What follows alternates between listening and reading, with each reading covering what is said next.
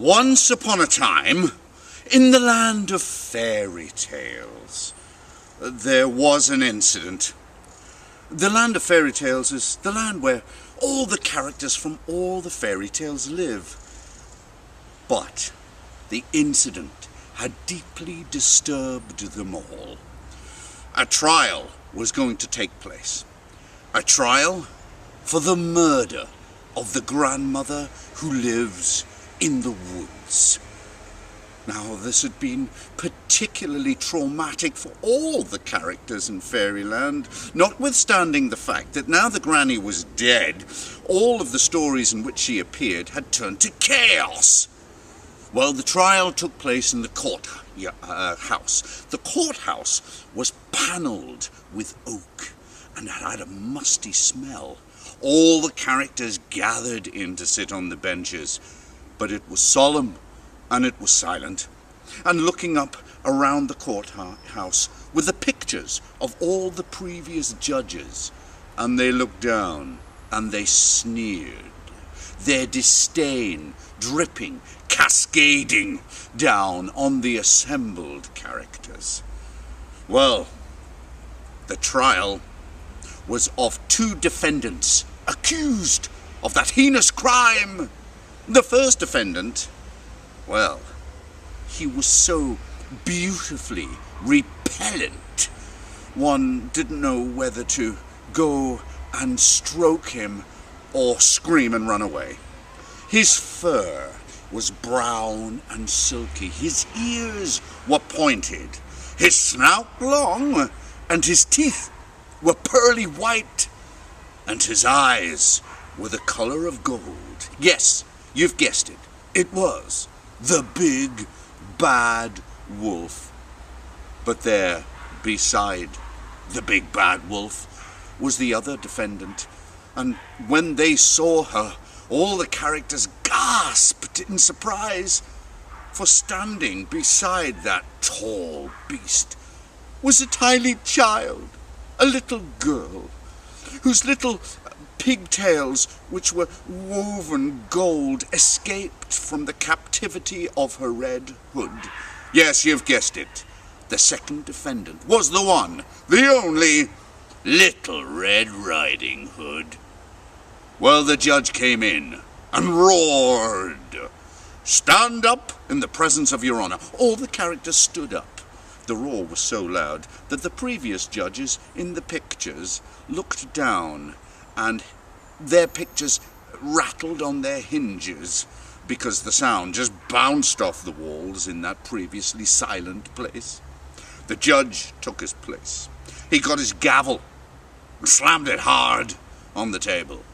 Friends, characters of Fairyland, we are here to discover the nature of the gruesome murder of the granny in the woods. And I'd like to call the first defendant.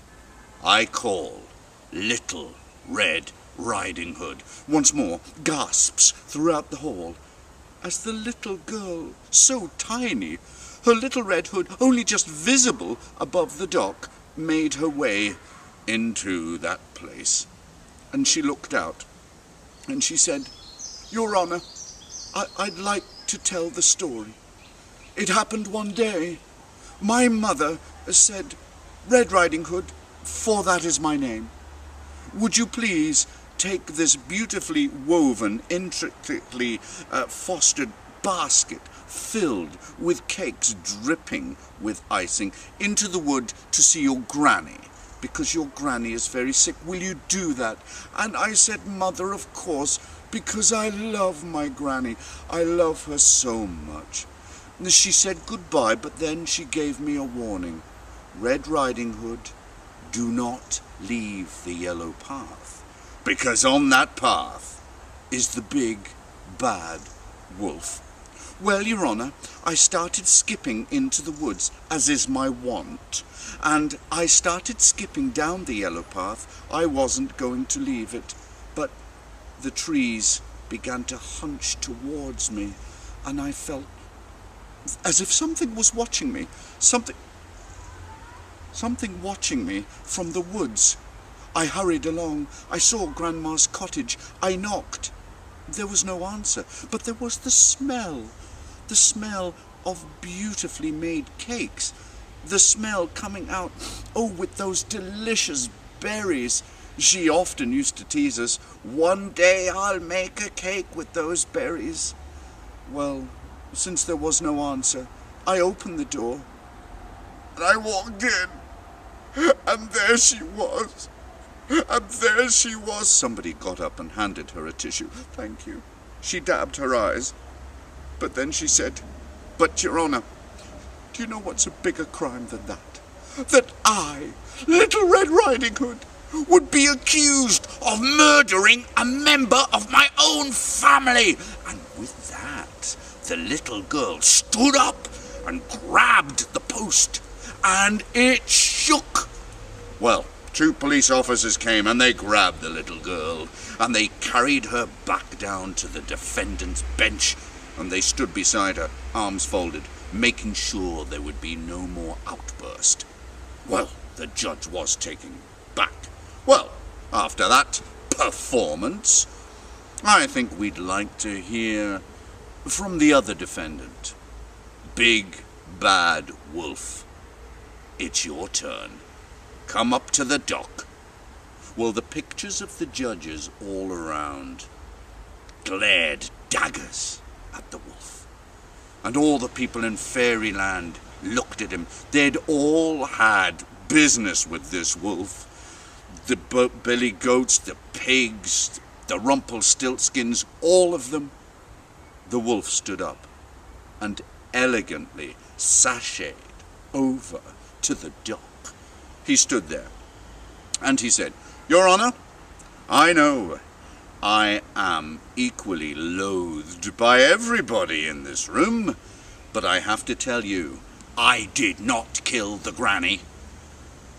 Look, the granny lived in the wood. So did I. We were neighbours.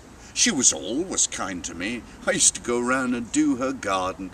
I also used to reach up for things that she couldn't get, and in return, she used to give me milk and biscuits, and of course, the pleasure and warmth of her company.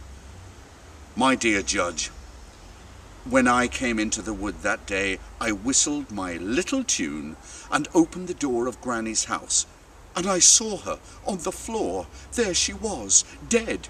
It was just how Red Riding Hood described it. But I had to run, Your Honor, because I always get blamed for everything round here. Everybody's blaming me for stuff, and it wasn't me. Your Honor, I had nothing to do with this murder, and there's no evidence to prove that I did. "Sit down, Wolf," said the judge. The wolf sat down.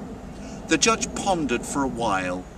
He knew there was no physical evidence against either of these two, and so he made his ruling. He banged his gavel, and he said, "Ladies and gentlemen, I'm afraid the mystery of Granny, the murder of Granny, will be a murder that remains unsolved. This case remains open, but the 2 defendants, they are free to go. Oh, and by the way, what the police did find at the cottage were some cakes that Granny had made. They brought them here as evidence, but since they can't be used, we'll have to do the traditional justice way and eat the evidence. So, bailiffs, hand out the cakes." The bailiffs went round, handing out cakes to every single person in the court, including Red Riding Hood and the wolf. They all munched away merrily. The wolf picked up the cake, looked at it, ate it, and said, "Oh my gosh, these berries, everyone, the berries that Granny used, they're poison." And he choked, and he fell, and then there was a cascade of thumps as everybody in Fairyland fell to the floor of the court, dead, poisoned by Granny. And that is the end of the story.